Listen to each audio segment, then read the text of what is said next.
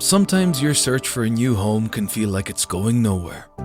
But every month at AIB, we help hundreds of house hunters become homeowners. Our specialist mortgage team are on hand to help you every step of the way, moving mortgage applications to mortgage approvals, changing can we into we can, and turning hoping into owning. Because we don't just help, we help make it happen. Apply for your mortgage today, online, in branch, or on the phone. AIB, for the life you're after. Allied Irish Banks plc and AIB Mortgage Bank UC are regulated by the Central Bank of Ireland. As you wind down this evening, let number 7 Prime Forever Serum be your secret to aging at the speed of a glacier, helping to pause the visible signs of skin aging. Number 7 Prime Forever Serum works to dramatically reduce skin aging activity while you sleep. Find the number 7 Prime Forever range at selected Boots stores and boots.ie. Subject to availability, consumer testing. Dramatically reduces skin aging activity from antioxidant protection against surface oxidative stress.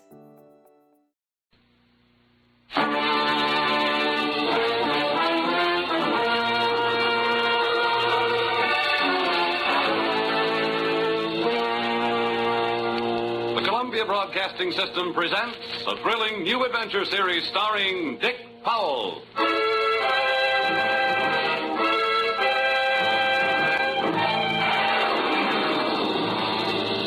I'm an insurance investigator. My name is Johnny Dollar. What? You heard me, Johnny Dollar, and I can pad an expense account with the best of them.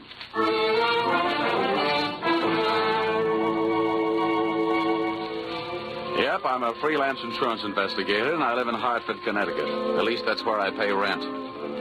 My work sees to it that I really live anywhere, except at home. If you're interested in buying me Christmas presents, I take a size 42 suit. Shirt 15 and a half collar, sleeve length 33. My hat size is 7 1/8, except when I wind up a successful case. Then it runs about 7 3/8. At insurance investigation, I'm just an expert. At making out my expense account, I'm an absolute genius.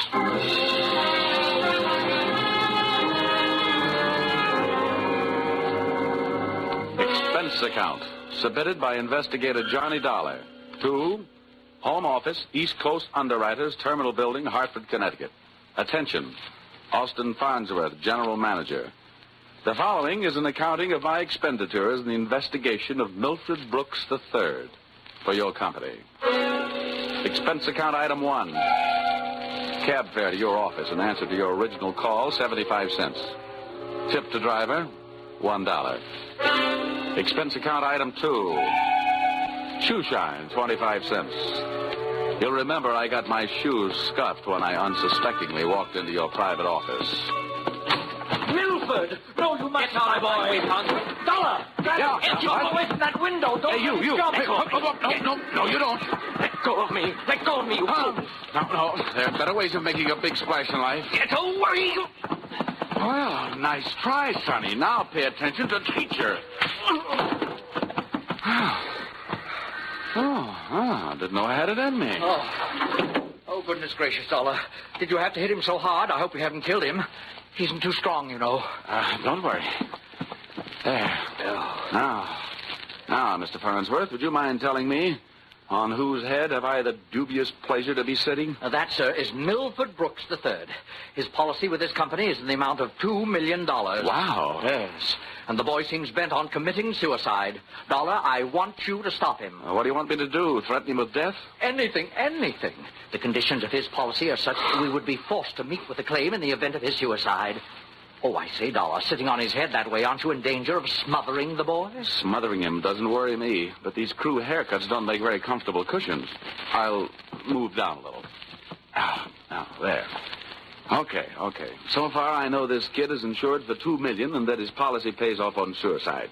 What else? 1/2 hour ago, Milford Brooks walked into this office and changed the beneficiary in his policy. Then, sir, he proceeded to demand, not request, mind you, but demand a loan of $500,000. Quite a touch. When I explained to him that there were no provisions for a loan in his policy, he threatened suicide. Which would cost you $2 million. So all we have to do is keep him alive, huh? And he's managed to make that no small problem. His choice of a new beneficiary is downright frightening. One of the most notorious gamblers in the East. His name is Hatcher, Harold Hatcher. Ouch. Oh, do you know him? Sure. That kid's been a post office pinup boy for a lot of years. Well, that's the situation. I'm engaging you to protect Milford Brooks' future. Dollar, I want you to protect the boy. Give him something to live for. You know, an interest in life. An interest in life?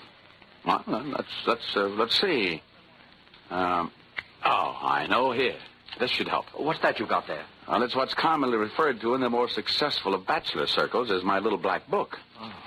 Well, now, let's see. Ruby? No. Her favorite expression is drop dead. Bernadine? No. She'd be the new beneficiary by midnight. Oh, dear. Now, here. Here's the one, Butter. Say, Farnsworth, would you mind passing me that phone? The one with the long cord? Oh, no. Lie still, Buster. Our little friend here is showing signs of life. Here you are. Maybe you should let him breathe a bit more. Don't worry. He'll be all right. Hello. Oh, hello. I want to call New York. Yeah. Hudson, 24292. Dollar, you're not thinking of taking this boy to New York, are you? Well, I'm going there myself. You want me to keep an eye on him, don't you? Now, don't fret, Farnsworth. All is not lost. You do worry me, sitting on his chest that way. Hello? Oh, Butter? This is Johnny. Yeah, I'll be in town tonight. I want to see you. And look, here's what I want you to do. Yes, it's all right to say over the telephone. Now, I want you to reserve a table at the hatchery in my name for 10 o'clock tonight. Will you do that? Okay. I'll see you at your apartment in a few hours. But, honey, I can't make it any earlier. I'm sitting up on a sick friend. Okay, goodbye. I'm not sure that I agree with your methods. Huh? Ow! What's the matter? Did he hit you? Hit me? He bit me.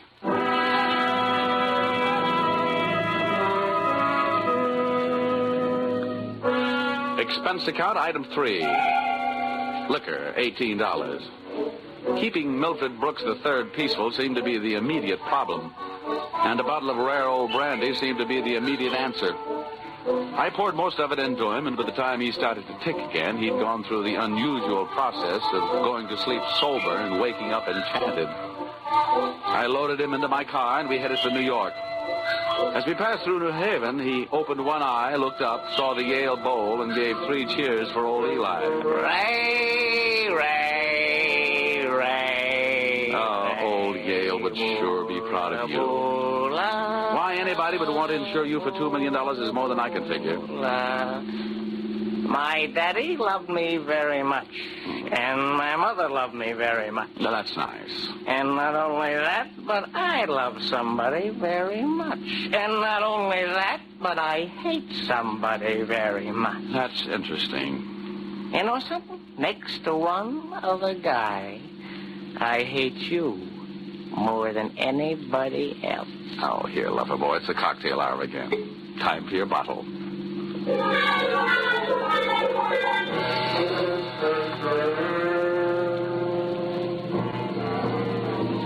Rolling along the Merritt Parkway, I felt very much alone with my thoughts. And believe me, they weren't very pleasant company. The way it stacked up for me, Brooks had built up a fat gambling debt with Harold Hatcher and had been forced into making him his beneficiary. The suicide threat that he was holding over the insurance company was a little tougher to figure, unless he was trying to finance a trip for himself to get away from the man with a murder motive, Hatcher. My hungry little mind nibbled away on those unsavory morsels of food for thought all the way to Butter's apartment.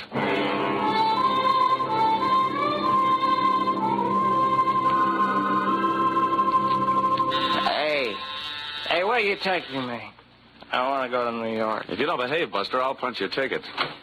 Johnny, darling, welcome to New York. Well, that's the fastest trip I ever had. Quiet. Well, where did you find this? In a box of Cracker Jack. Let us in, dear. I don't know about you. Some men bring me flowers, some bring me candy. What do you bring me? A boiled owl and a Brooks Brothers suit. Pleased to meet you. Yeah, let's trot him into the bedroom, honey. You'd look more at home in the bathtub. Let me pull down the cover. All right. Now, come on, Buster. Lie down. Charm.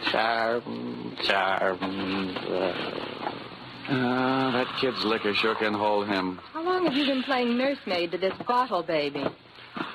Get behind that bar, sweet, and I'll tell you all about it. Sure. Horrible examples don't seem to bother you, do they? If you knew how that guy has been bothering me. What did he do to you?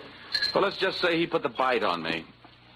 Oh, gosh, the river sure does look pretty tonight. Bourbon and soda? Now, please, anything but brandy. I've been sniffing that second hand all the way from Hartford. Butter, see that big boat out there? Mm-hmm. Oh, I sure would like to be on it. With you, sailing off to faraway romantic places. Get with it, darling. That's the 125th Street Ferry. Oh. Here's your drink. Come on now. Tell Butter all about it. So, friend Bourbon and I proceeded to tell her all about it. It wasn't easy. Everything about her kept flagging down my train of thought. The longer she looked at me, the less I wanted of Milford Brooks III. And the more I wanted of beautiful Butter the first. And only. She was a sympathetic listener to my story until I gave her the answer to her first and only question. And where do I fit into all this? Well, baby, I thought you understood. My job is to give this poor misguided boy something to live for. That's you. Well... Now, honey, hold everything. Don't go getting your corn all popped. You misunderstand. I really mean it. I thought if he just got a look at you and realized that things like you exist, why, you'd make any man glad to be alive. Oh, come on now, Butter. Melt a little. I wouldn't let anything happen to you. You know that. Did I hurt you? Oh, no, I'm getting used to it. People have been taking pokes at me all day. I'm sorry. Ah, that's better. You want some more bourbon? I want some more you. Well, help yourself.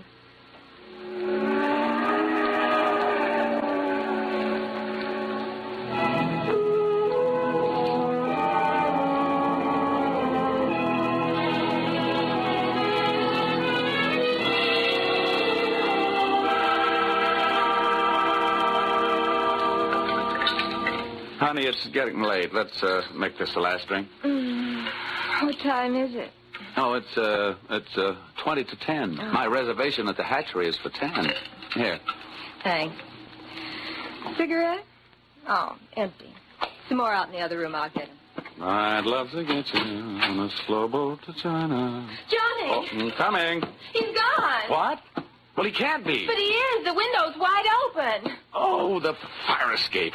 What a smart guy I am. Trading 3 drinks of bourbon for $2 million on the hoof. Oh, that's the biggest bar check I ever picked up.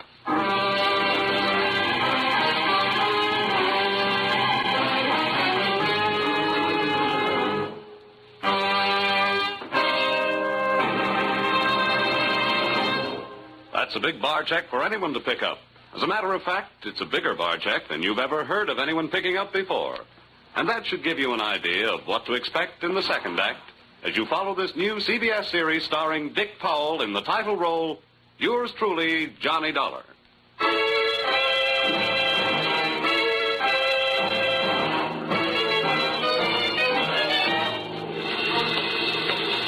Well, nobody could say I wasn't working fast.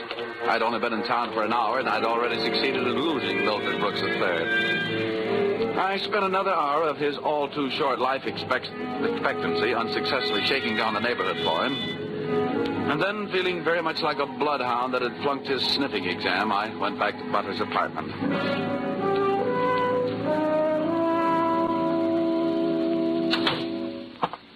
No luck, Johnny. Oh, sure, plenty of luck. All bad. Is there anything I can do to help? A kiss for luck. What are you going to do? Nothing. Just a little phone call.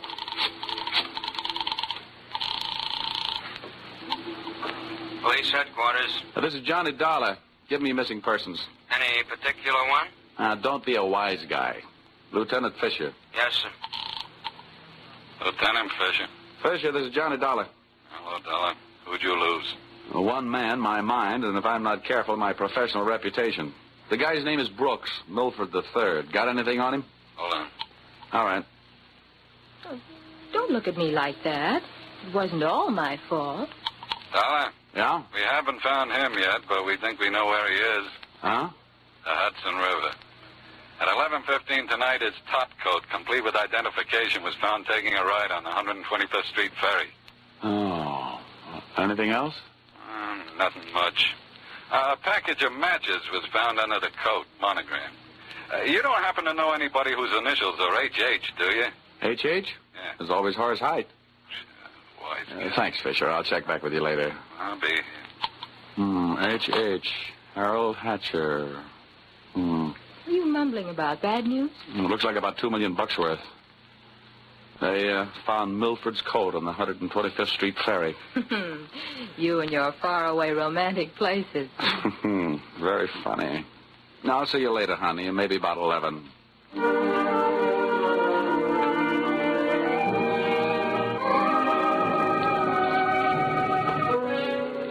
Expense account, item 4. Nightclubs. $28. Harold Hatcher's hatchery was in a cellar under a hotel, but the prices were high enough to rate a penthouse. The club was draped in too much satin, its lady customers in too little. The decor was French provincial, the music was Brazilian, and the food was from Dixie.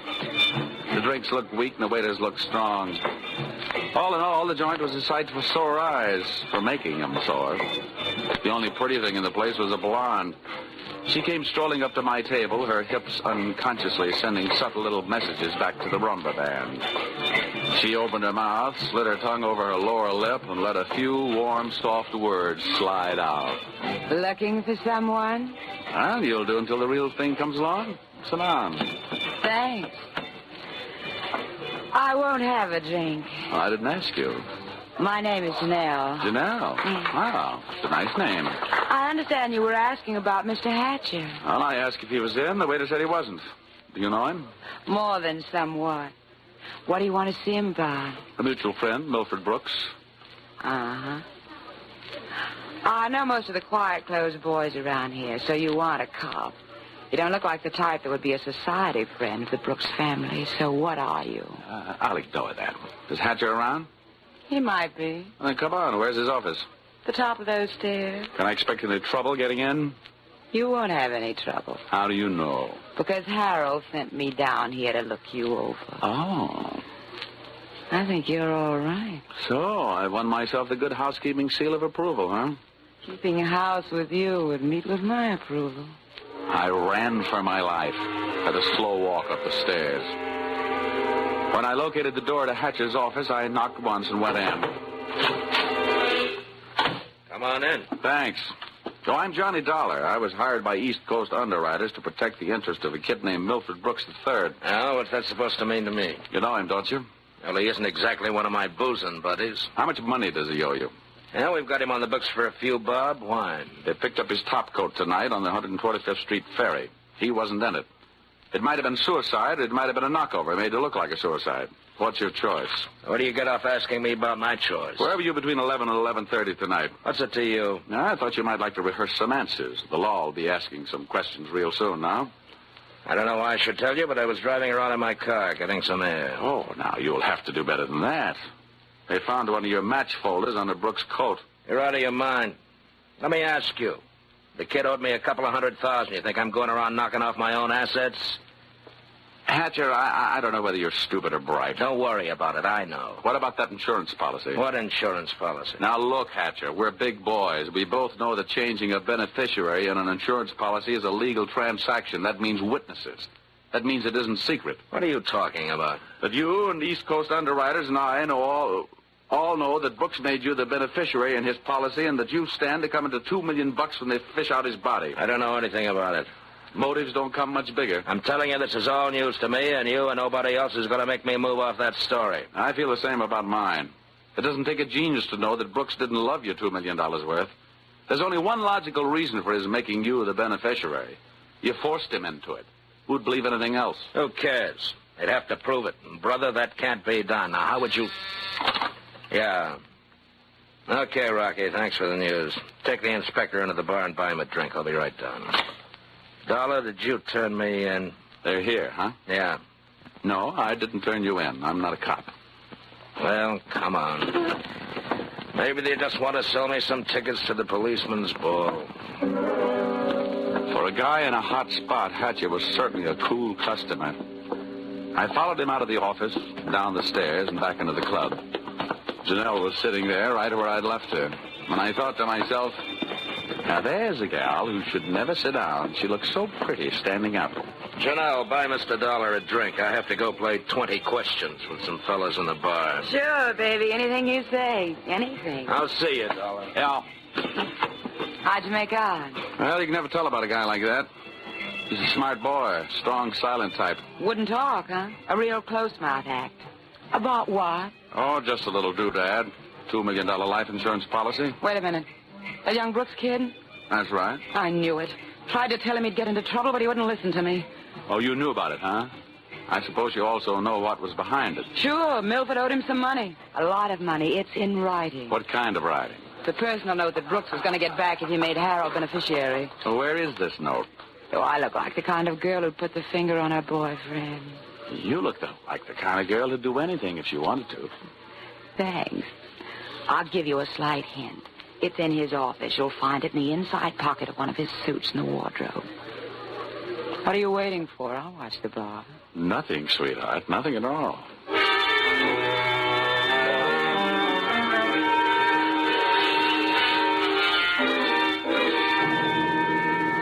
Whatever her reasons, Mr. Harold Hatcher's little female playmate was trying awful hard to send him up on a murder rap. And I was going to try awful hard not to let her down.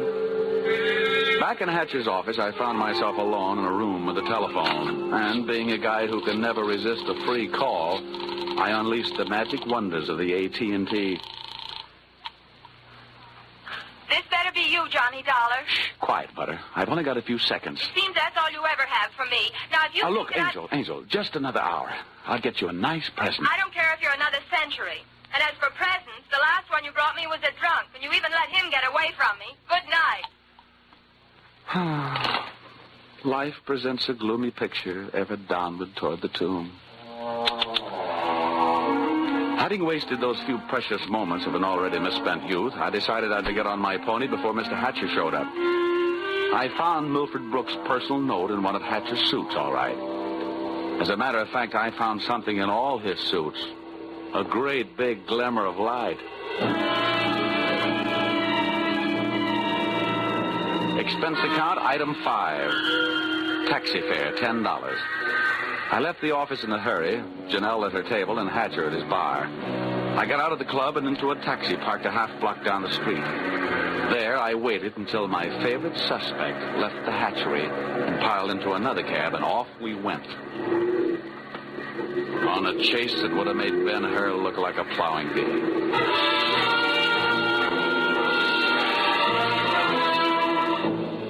We skidded over to Lexington and headed uptown. At 72nd, the cab turned right and pulled to a stop. My driver was on his toes, and his toes were on his brake. We stopped, too, half a block behind. You want I should wait, huh? No, here you are. Keep the change. Hey, thanks.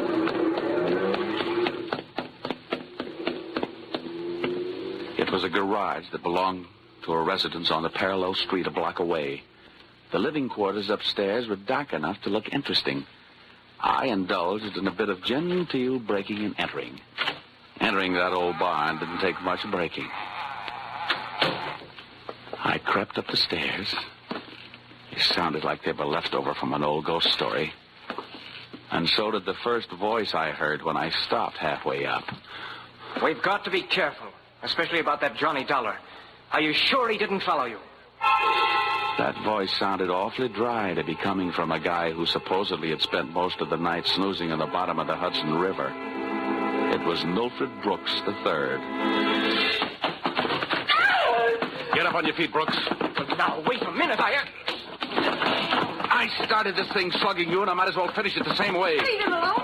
Now, pull in the claws, Angel. And sit on his lap. You hard-footed. I'll kill you. Get off of me. Huh? I should have known better than to get mixed up with a low-class female like you. Why, you punk. Now, hold it. We've pushed the lady around enough, Brooks. Tell me to be careful, will you? Why didn't you think of that before you let him here? Wipe your nose, little boy. Now, don't you go getting fat-headed, gorgeous. I'm only interested in one thing. Saving the insurance company $2 million. And, Buster, I think you've done it for me. Dollar, This is insurance fraud. It has been ever since you put on that fake suicide attempt. trying to extort $500,000 out of the company. Dollar, wait a minute. Ah, come on. We're leaving. You heard him, Dollar. Harold! Hatcher. He said, wait a minute. He wants to talk. Yeah, everybody wants to get in on the act. How did you get here? When the police in this town think maybe a guy's jumped off a ferry boat and nobody's seen him do it, they check the counters on the turnstiles at each end. In the case of Brooks, as many people got off that boat as got on. Well, it makes sense. They'd hardly hold the guy because somebody lost a top coat. How did you know we were here? You know me, baby. You never go any place I don't know about. Okay, Brooks, you felt like talking. Now I feel like listening. Get it up. Well, I don't know what you mean. I know what you mean, Hatcher. One, he gave you a big, fat $2 million motive for murder. And two, he did his best to make it look like you did murder him with that broken-down match cover plant on the ferry boat. It's just that simple. And you, baby? Harold, please. You put him up to it, didn't you, you cheap little muscler? Trying to get rid of me, will you? No, Harold. Now, calm down, Hatcher. You don't need any gun around here. They're tame. Well, maybe I'm not. Since so many people have gone to so much trouble to hand me a nice, easy way to make $2 million, maybe I'll just go ahead and make it. I'll show these amateurs how these things are really done. Come on, Brooks. How'd you like to go for a nice, cool, half a ferry boat ride? No, Hatcher. No. Look, it's her fault. I'll give you anything you... You're wrong, sonny boy. You're going to give me everything. No. You can't. Let me out of here! Brooks bolted for the door. Hatcher snapped a shot at him. And I hit Hatcher with a do-or-die tackle from behind. The gun flew out of his hand. No, you don't. I beat him to it and swung it straight into his skull.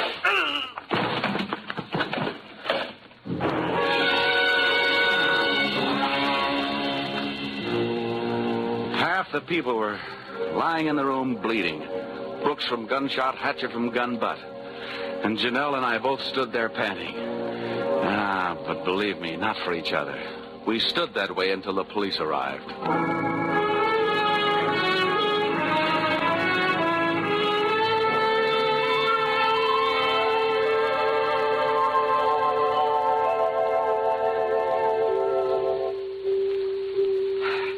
Dollar, it's beyond me. I sent you out to protect the life of a very important policyholder, and now where are we? Standing in a hospital corridor, worrying about whether he's going to live or die. As far as I'm concerned, Mr. Farnsworth, you're only half right. I'm just standing in a hospital corridor. Dollar, you're heartless. If you'd been bitten where he bit me, you wouldn't care if you'd lived or died either. I'm getting out of here. Well, where are you going? It'll be explained in my expense account under miscellaneous expense. Now, don't fall over when you come to an item for $318. $318? For what? Not for what, Farnsworth? For whom?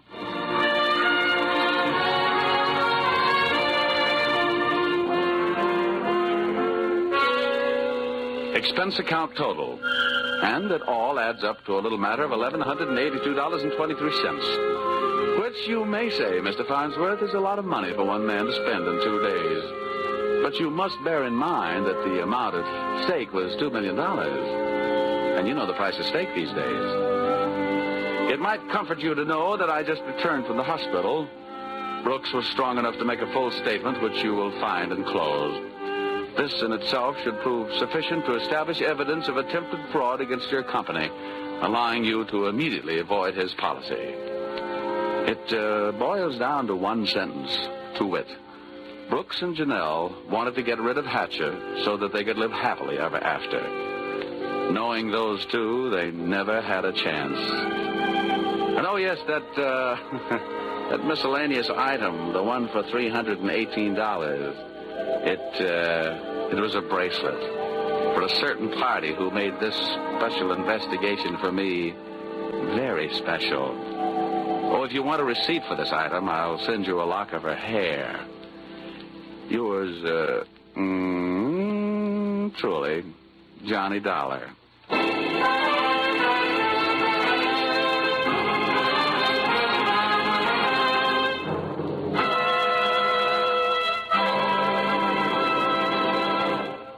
So, with the final signature on his expense account, Dick Powell as Johnny Dollar has just closed the books on his first adventure in this new CBS series.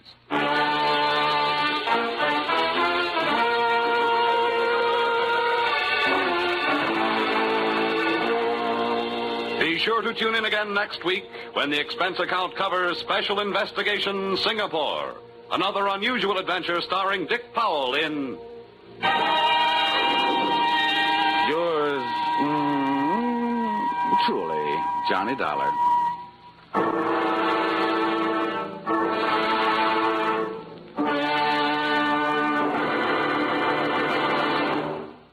Sometimes your search for a new home can feel like it's going nowhere.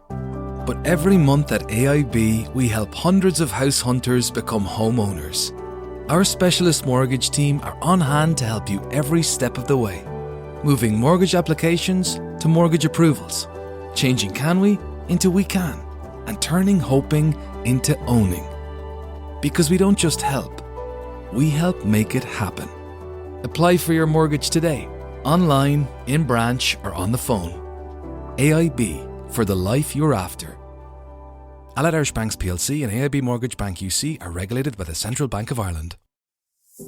As you wind down this evening, let number 7 Prime Forever Serum be your secret to aging at the speed of a glacier, helping to pause the visible signs of skin aging. Number 7 Prime Forever Serum works to dramatically reduce skin aging activity while you sleep. Find the number 7 Prime Forever range at selected Boots stores and boots.ie. Subject to availability, consumer testing. Dramatically reduces skin aging activity from antioxidant protection against surface oxidative stress. Between packing, passports and racing to check in, holiday prep can be, well, pure chaos. But your travel money, that you can tick off long before you leave. Pop into your local post office today to sort your travel money in either cash or card instantly. And now, An Post will even buy back your unused cash when you return. If you haven't spent it all on ice creams, that is. Visit your local post office today. An Post Money, making better happen. Terms and conditions apply. An Post Money currency card is issued by PPSE USA pursuant to licence by MasterCard International. PPSE USA is authorised by the National Bank of Belgium and is regulated by the Central Bank of Ireland for consumer protection rules. An Post is authorised by the Minister for Finance to provide foreign currency cash. FX cash buyback available in selected post offices for purchase of selected notes only.